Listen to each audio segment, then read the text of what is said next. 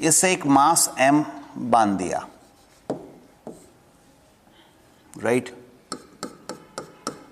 और नॉर्मली छोड़ दिए, बिल्कुल फ्री छोड़ दी। तो फ्री छोड़ दी तो ये नॉर्मल पोजीशन में सब कुछ फ्रिक्शनलेस है, यहाँ कहीं रहेगी, ठीक है। तो ये इसकी नॉर्मल पोजीशन है, ये वाली नॉर्मल पोजीशन है। और यहाँ पर x इक्वल टू 0 मान लेते हैं, ये नॉर्मल पोजीशन पर। इधर अगर इधर खींचेंगे तो x कुछ x होगा, इधर खींचेंगे तो कुछ माइनस x होगा। यही होता है कोऑर्डिनेट सिस्टम। इधर x इक्वल टू 0, ये y एक्सिस हो गई, तो y एक्सिस पे क्या होता है x 0, इधर पॉजिटिव x होता है, इधर माइनस x होता है। अब सोचो अगर मैं इस स्प्रिंग को ऐसे पुश करूं और पुश करके यहां तक ले आऊं, तो मैं वास्तव में कहां तक ले आया इसको, माइनस x तक ले आया। कितना इसको डिस्प्लेस कर दिया पीछे की तरफ, माइनस x। तो ये x इक्वल टू हो गया माइनस x। x का मतलब है x एक्सिस पर, तो आप x डैश मान लें भले ही, और डिस्प्लेसमेंट कितना हुआ इस डायरेक्शन में, माइनस x। ये वाली डायरेक्शन नेगेटिव, ये वाली डायरेक्शन पॉजिटिव। तो ये अभी मैंने पुश किया इसको, मतलब ये जो m है वो यहाँ पर इसकी स्थिति हो जाएगी। अगर मैं इसको ऐसा कर दूं तो ये थोड़ी कंप्रेस हो जाएगी, राइट, ठीक है।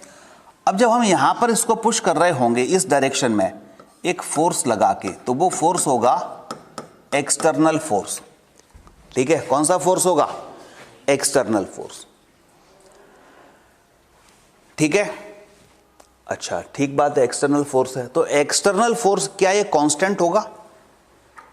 हम जैसे जैसे इसको दबाएंगे वैसे वैसे स्प्रिंग के अंदर एक रीस्टोरिंग फोर्स डेवलप हो जाता है। वो रीस्टोरिंग फोर्स क्या करता है, स्प्रिंग को अपनी ओरिजिनल शेप में लाने की कोशिश करता है। और वो रीस्टोरिंग फोर्स हमेशा जो एक्सटर्नल फोर्स होता है उसके अपोजिट लगता है, ठीक है। क्योंकि हम इसको ऐसे दबाएंगे तो स्प्रिंग इधर हम पर कोई फोर्स लगाएगी जिससे कि वो अपनी ओरिजिनल शेप में आने की कोशिश करे। और अच्छी बात यह है कि जितना हम एक्सटर्नल फोर्स लगाते हैं उतना ही रीस्टोरिंग फोर्स भी लगता है, ठीक है। और ये जो रीस्टोरिंग फोर्स है ये डिस्प्लेसमेंट पर डिपेंड करता है, आपने इसको कितना डिस्प्लेस किया है। तो रीस्टोरिंग फोर्स की अगर मैं बात करूं, इसको Fs लिख देता हूं। इस रीस्टोरिंग फोर्स को आप Fs यानी स्प्रिंग फोर्स भी कह सकते हो, स्प्रिंग फोर्स भी कह सकते हो या रीस्टोरिंग फोर्स कह सकते हो। तो आप बता सकते हो इधर रीस्टोरिंग फोर्स कौन सी डायरेक्शन में लगेगा, जब हम इसको ऐसे कंप्रेस कर रहे हैं, इधर लगेगा, राइट साइड लगेगा।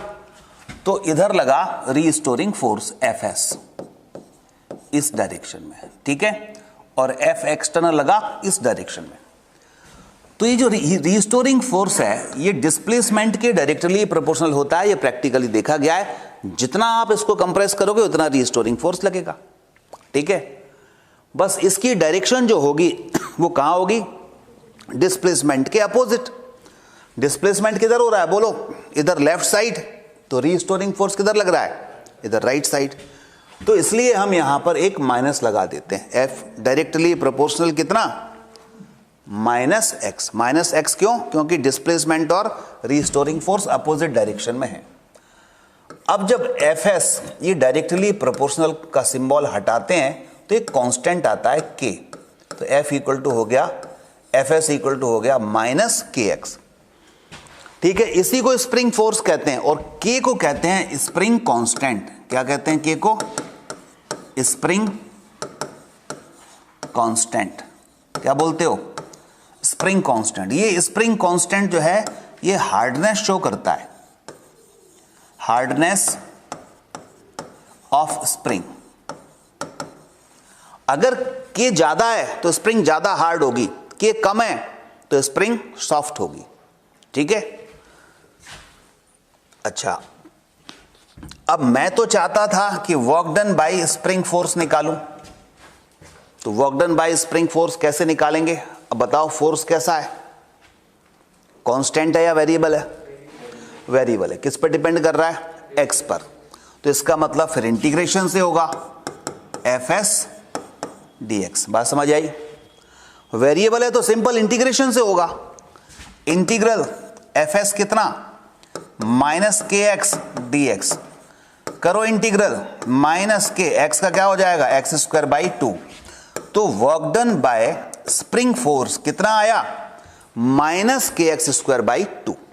ठीक है, लेकिन अगर इसी में यह पूछते कि work done by external force, तो जिस डायरेक्शन में हम एक्सटर्नल फोर्स लगा रहे हैं उसी डायरेक्शन में तो डिस्प्लेसमेंट हो रहा है, बोलो। तो इसका मतलब ये माइनस की जगह क्या आ जाएगा प्लस आ जाएगा, तो फिर आएगा हाफ के एक्स स्क्वायर।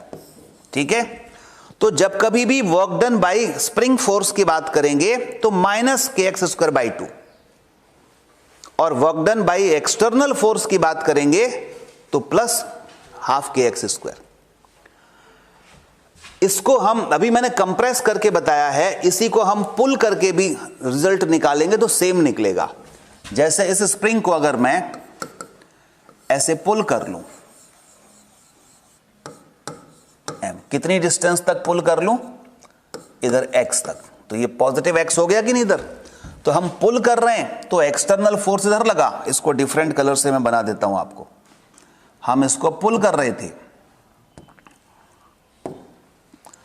तो इस डायरेक्शन में क्या लगा एफ एक्सटर्नल, इधर डिस्प्लेसमेंट की डायरेक्शन में, एक्स की डायरेक्शन में एक्सटर्नल है, तो स्प्रिंग इसको पीछे खींचेगी तो रीस्टोरिंग फोर्स इधर लगेगा। तो रीस्टोरिंग फोर्स जो एफएस होगा या स्प्रिंग फोर्स जो एफएस होगा वो इस एक्सटर्नल के अपोजिट यानी डिस्प्लेसमेंट के अपोजिट। डिस्प्लेसमेंट के अपोजिट है तो फिर से यही रिजल्ट आ जाएंगे, सारी कहानी यही होगी। तो work done by spring force minus half K X square, work done by external force half K X square आएगा। क्लियर हो गई बात? ठीक है, नोट करें इसको।